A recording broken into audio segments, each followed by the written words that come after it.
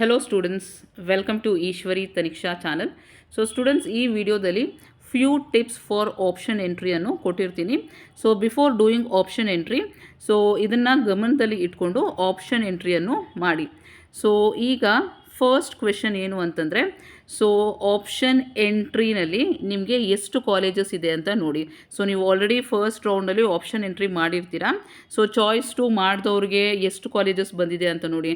Choice 2 ಮಾಡಿದರೆ ಕೆಳಗಡೆ ಇರೋ ಕಾಲೇಜಸ್ ಎಲ್ಲ ಡಿಲೀಟ್ ಆಗಿ ಬರೀ ಮೇಲಿರೋ ಕಾಲೇಜಸ್ ಮಾತ್ರ ಬಂದಿರುತ್ತೆ.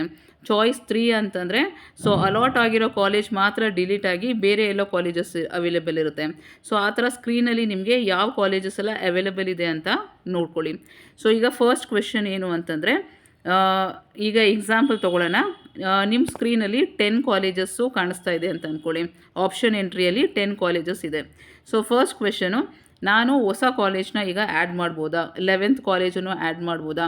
ಇಲ್ಲ ನಾನು ಈ ಕೋರ್ಸ್ ಬಿಟ್ಬಿಟ್ಟು ಬೇರೆ ಕೋರ್ಸು ಆ್ಯಡ್ ಮಾಡ್ಬೋದಾ? ಸೊ ಈಗ ಮೆಡಿಕಲ್ ಕಾಲೇಜಸ್ 10 ಆ್ಯಡ್ ಮಾಡಿರ್ತೀನಿ. ಈಗ ನಾನು 11th ಎಂಜಿನಿಯರಿಂಗ್ ಆ್ಯಡ್ ಮಾಡ್ಕೋಬೋದಾ? ನನಗೆ ಮೆಡಿಕಲ್ ಇಷ್ಟ ಇಲ್ಲ.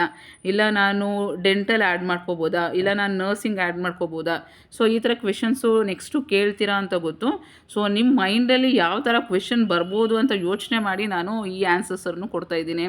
ಸೊ ಇಷ್ಟಾದಮೇಲೂ ಇನ್ನೂ ವೆರೈಟಿ ಆಫ್ ಕ್ವೆಶನ್ಸ್ ನಿಮಗೆ ಬರುತ್ತೆ ಅಂತ ಗೊತ್ತು.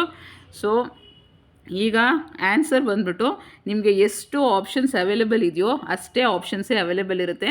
ನೀವು ಯಾವುದು ನ್ಯೂ ಕಾಲೇಜ್ ಆಗಲಿ ನ್ಯೂ ಕೋರ್ಸ್ ಆಗಲಿ ಆ್ಯಡ್ ಮಾಡೋಕ್ಕೆ ಆಗೋದಿಲ್ಲ. ಸೊ ನಾವು ಇವಾಗ ಎಕ್ಸಾಂಪಲ್ ತೊಗೊಂಡಿರೋದು ನಿಮ್ಮ ಸ್ಕ್ರೀನಲ್ಲಿ 10 ಕಾಲೇಜಸ್ ಇದೆ ಅಂತ. ಸೊ ಈ 10 ಕಾಲೇಜಸನ್ನು ನಾನು ಏನು ಮಾಡ್ಬೋದು ಅಂತ ಕ್ವೆಶನ್ ಕೇಳೋದಾದರೆ, ಫಸ್ಟ್ ಬಂದ್ಬಿಟ್ಟು ನಾನು ಈ ಕಾಲೇಜಸನ್ನು ಡಿಲೀಟ್ ಮಾಡ್ಬೋದಾ ಅಂತಂದರೆ ಆನ್ಸರ್ ಬಂದ್ಬಿಟ್ಟು yes, you can delete the college. So delete the college ಅಂತಂದರೆ ಸುಮ್ಮನೆ ಹಂಗೆ ಡಿಲೀಟ್ ಮಾಡಿಬಿಡಲ ಅಂತಂದರೆ, ಯಾರೆಲ್ಲ ಡಿಲೀಟ್ ಮಾಡಬೇಕು ಅಂತಂದರೆ, ಸೊ ಈಗ 10 ಕಾಲೇಜಸ್ ಮೆಡಿಕಲ್ ಕಾಲೇಜಸ್ ಇರುತ್ತೆ. ನೀವು ಪಕ್ಕಾ ಆ ಕಾಲೇಜಿಗೆ ನಾನು ಹೋಗೋದೇ ಇಲ್ಲ 100% ಅಂತ ಅಂದ್ಕೊಂಡ್ರೆ ಮಾತ್ರ ಆ ಕಾಲೇಜನ್ನು ಡಿಲೀಟ್ ಮಾಡಿ. ಇಲ್ಲ ಸುಮ್ಮನೆ ಸೀಟ್ ಮ್ಯಾಟ್ರಿಕ್ಸ್ ನೋಡ್ತೀರಾ ಈಗ. ಸೊ ಎಕ್ಸಾಂಪಲ್ ಈಗ ಕಿಮ್ಸಲ್ಲಿ ಸೀಟೇ ಅವೈಲೇಬಿಲಿಟಿ ಇಲ್ಲ ಅಂತ ಇರುತ್ತೆ.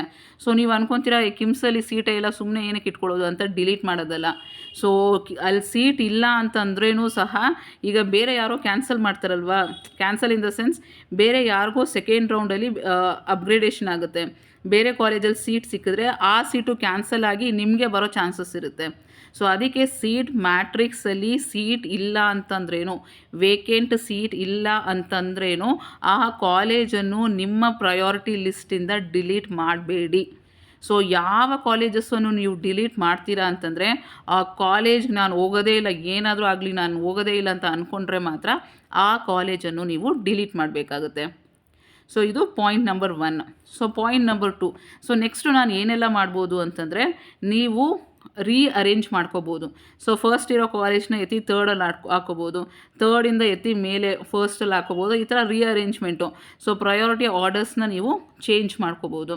ಸೊ ಈಗ ನೀವು ಪ್ರಯಾರಿಟಿ ಹೇಗೆ ಇಟ್ಕೊತೀರಾ ಅಂತಂದರೆ, ಆ ಕಾಲೇಜ್ ಅಲಾಟ್ ಆದರೆ ನೀವು ಹೋಗಲೇಬೇಕು. ಸೊ ಅಂಥ ಕಾಲೇಜಸನ್ನು ಮೇಲೆ ಇಟ್ಕೊಳ್ಳಿ. ಸೊ ಎಕ್ಸಾಂಪಲ್ ಈಗ ನಿಮಗೆ ಕಿಮ್ಸ್ ಅಲಾಟ್ ಆಗಿರುತ್ತೆ. ಸೊ ಕಿಮ್ಸ್ಗಿಂತ ಮೇಲೆ ಲೈಕ್ BMC ಅಲಾಟ್ ಆದರೆ ಹೋಗ್ತೀನಿ ಅಂತಂದರೆ BMCನ ಮೇಲೆ ಇಡಿ. ಇಲ್ಲ ಸೆಂಟ್ ಜಾನ್ಸ್ ಮೆಡಿಕಲ್ ಕಾಲೇಜಿಗೆ ಹೋಗ್ತೀನಿ ಅಂತಂದರೆ ಸೆಂಟ್ ಜಾನ್ಸ್ ಮೆಡಿಕಲ್ ಕಾಲೇಜ್ನ ಮೇಲೆ ಇಟ್ಟಿರಿ. ಸೊ ಆ ಥರ ಯಾವ ಕಾಲೇಜ್ 100% ನಾನು ಹೋಗ್ತೀನಿ ಅಂತ ಅಂದ್ಕೊತೀರೋ ಅಂಥ ಕಾಲೇಜಸ್ನ ಮಾತ್ರ ಮೇಲೆ ಇಟ್ಕೊಳ್ಳಿ. ಸೊ ಇದು ಸೆಕೆಂಡ್ ಪಾಯಿಂಟ್. ಥರ್ಡ್ ಪಾಯಿಂಟ್ ಬಂದ್ಬಿಟ್ಟು, ನನಗೆ ಫಸ್ಟ್ ರೌಂಡಲ್ಲಿ ಅಲಾಟ್ ಆಗಿರೋ ಕಾಲೇಜೇ ಸಾಕಪ್ಪ, ನನಗೆ ಸೆಕೆಂಡ್ ರೌಂಡಲ್ಲಿ ಯಾವುದೂ ಕಾಲೇಜೇ ಬೇಡ. ಈಗ ನಾನೇನು ಮಾಡಬೇಕು ಅಂತಂದರೆ, ಸೊ ಫಸ್ಟ್ ರೌಂಡಲ್ಲಿ ನಿಮಗೆ ಯಾವುದೋ ಒಂದು ಪರ್ಟಿಕ್ಯುಲರ್ ಕಾಲೇಜ್ ಅಲಾಟ್ ಆಗಿರುತ್ತೆ. ಎಕ್ಸಾಂಪಲ್ ಸೆಂಟ್ ಜಾನ್ಸ್ ಅಂದ್ಕೊಳ್ಳೋಣ. ಸೆಂಟ್ ಜಾನ್ಸ್ ಕಾಲೇಜ್ ಅಲಾಟ್ ಆಗಿರುತ್ತೆ. ಸೊ ಸೆಂಟ್ ಜಾನ್ಸ್ ಕಾಲೇಜ್ ಬಿಟ್ಟು ಬೇರೆ ಎಲ್ಲ ಆಪ್ಷನ್ಸ್ನ ಡಿಲೀಟ್ ಮಾಡಿಬಿಡಿ. ಸೊ ಸೆಕೆಂಡ್ ರೌಂಡಲ್ಲಿ ನಿಮಗೆ ಬರೀ ಸೆಂಟ್ ಜಾನ್ಸ್ ಮಾತ್ರ ತೋರಿಸ್ತಾ ಇರುತ್ತೆ. ಸೊ ಆವಾಗ ಆ ಸೀಟೇ ನಿಮಗೆ ಸೆಕೆಂಡ್ ರೌಂಡಲ್ಲೂ ಬರುತ್ತೆ. ಸೊ ಇದು ಥರ್ಡ್ ಪಾಯಿಂಟು. ಸೊ ಫೋರ್ತ್ ಬಂದ್ಬಿಟ್ಟು, ಈಗ ಹೊಸದಾಗಿ ಆ್ಯಡ್ ಮಾಡೋಕ್ಕೆ ಏನೂ ಇಲ್ಲವೇ ಇಲ್ಲ ಅಂತಂದರೆ ಸುಮ್ಮನೆ ನಾನು ಏನಕ್ಕೆ ರೀಅರೇಂಜ್ ಮಾಡ್ಕೊಳ್ಳೋದು, ಸುಮ್ಮನೆ ನಾನು ಹಾಗೆ ಬಿಟ್ಬಿಡ್ತೀನಿ, ನಾನು ಆಪ್ಷನ್ ಎಂಟ್ರಿನೇ ಮಾಡಲ್ಲ ಅಂತಂದ್ರೇನು. ಸೊ ಮಾಡಬೇಡಿ. ಏನು ಆಪ್ಷನ್ ಎಂಟ್ರಿ ಇದೆಯೋ ಅದರಿಂದನೇ ನಿಮಗೆ ಸೀಟ್ ಸಿಗೋ ಥರ ಇದ್ದರೆ ನಿಮಗೆ ಸೀಟ್ ಸಿಗುತ್ತೆ. ಬಟ್ ಒಂದಂತೂ ಗಮನದಲ್ಲಿಟ್ಕೊಳ್ಳಿ, ಸೀಟ್ ಸಿಕ್ಕಿದ್ರೆ ನೀವು ಜಾಯಿನ್ ಆಗಲೇಬೇಕು. ಸೊ ನೀವು ಜಾಯಿನ್ ಆಗೋದಿಲ್ಲ ಅಂತ ಹೇಳೋಕ್ಕೆ ಆಗೋದಿಲ್ಲ. After second round, so result ಬಂದಾದಮೇಲೆ ನಿಮಗೆ ಯಾವ ಕಾಲೇಜ್ ಅಲಾಟ್ ಆಗುತ್ತೋ ಆ ಕಾಲೇಜ್ಗೆ ನೀವು ಜಾಯಿನ್ ಆಗಲೇಬೇಕಾಗುತ್ತೆ. ಜಾಯಿನ್ ಆಗಿಲ್ಲ ಅಂದರೆ ಹ್ಯೂಜ್ ಅಮೌಂಟ್ ಪೆನಾಲ್ಟಿ ಇರುತ್ತೆ ನಿಮಗೆ. ಸೊ ಈಗ ಕಾಷನ್ ಡೆಪಾಸಿಟ್ ಏನು ಪೇ ಮಾಡಿರ್ತೀರೋ ಅದು ಪ್ಲಸ್ ಫಸ್ಟ್ ಇಯರ್ ಫೀಸು ಸಹ ನೀವು ಕಟ್ಟಬೇಕಾಗುತ್ತೆ. ಸೊ ನೀವು ಕೇಳ್ಬೋದು ನಾನು ಕಟ್ಟಿಲ್ಲ ಅಂದರೆ ಏನು ಮಾಡ್ತಾರೆ ಅಂತ. ಸೊ ಯೂಶ್ವಲಾಗಿ ಲೀಗಲ್ ಆ್ಯಕ್ಷನ್ ಅಂತ ಹೇಳ್ತಾರೆ. ಸೊ ಲೀಗಲ್ ಆ್ಯಕ್ಷನ್ ಅಂದರೆ ಯೂಶ್ವಲಾಗಿ ನಿಮ್ಮನ್ನ ನೆಕ್ಸ್ಟ್ ಇಯರಲ್ಲಿ ಕೌನ್ಸ್ಲಿಂಗ್ ಪಾರ್ಟಿಸಿಪೇಟ್ ಮಾಡೋಕ್ಕೆ ಬಿಡೋದಿಲ್ಲ. ಸೊ ನಿಮ್ಮ ನಂಬರು, ನಿಮ್ಮ ನೇಮ್ ಎಲ್ಲನೂ ರೆಕಾರ್ಡ್ ಆಗೋಗುತ್ತೆ. ಸೊ ಅದಕ್ಕೇ ಗಮನದಲ್ಲಿ ಇಟ್ಕೊಂಡು ತುಂಬ ಕೇರ್ಫುಲ್ಲಾಗಿ ನೀವು ಮಾಡಬೇಕಾಗುತ್ತೆ. ಸೊ ಎಷ್ಟು ಹೇಳಿದ್ರೇನು ನೀವೇನು ಮಾಡ್ತೀರಾ ಅಂದರೆ ಏನೋ ಒಂದು ಮಾಡಬಾರ್ದನ್ನ ಮಾಡಿಬಿಡ್ತೀರಾ. ಸೊ ಎಂಟ್ರ್ ಮಾಡಬೇಡಿ ಅಂದರೆ ಮಾಡಿಬಿಟ್ಟು ನಾನು ಎಂಟ್ರ್ ಮಾಡಿಬಿಟ್ಟೆ ನನಗೆ ಗೊತ್ತಿಲ್ಲ ಅಂತ. ಸೊ ಗೊತ್ತಿಲ್ಲದೇ ಎಂಟ್ರ್ ಮಾಡಿರ್ತೀರಾ, ಬಟ್ ಅದ್ರ ಕಾನ್ಸಿಕ್ವೆನ್ಸು ನೀವೇ ಅನುಭವಿಸ್ಬೇಕಾಗುತ್ತೆ. ಸೊ ಆಮೇಲೆ ಏನು ಮಾಡೋದು ಅಂತಂದರೆ ನಮ್ಮ ಕೈಯಲ್ಲೂ ಏನೂ ಚಾಯ್ಸ್ ಇರೋದಿಲ್ಲ. ಸೊ ನಾವು ಅಲ್ಲಿ ಎಷ್ಟಿದೆಯೋ ಅಷ್ಟೇ ಹೇಳೋಕ್ಕಾಗೋದು. ಸೊ ಅದ್ರ ಮೇಲೆ even we don't have any control, ಯಾರ ಕೈಯಲ್ಲೂ ಕಂಟ್ರೋಲ್ ಇರೋದಿಲ್ಲ ಹಿಂಗೆ ಮಾಡಿ ಹಂಗೆ ಮಾಡಿ ಅಂತ ಹೇಳೋದಕ್ಕೆ. So whatever the procedure we have to follow. ಅದಕ್ಕೆ ಒಂದಕ್ಕೆ 10 ಟೈಮ್ಸು ನೀವು KEA ಬುಲೆಟಿನ್ನ ಓದಬೇಕು, ಬ್ರಾಷರನ್ನು ನೀವು ಕರೆಕ್ಟಾಗಿ ಓದಿ ತಿಳ್ಕೋಬೇಕು.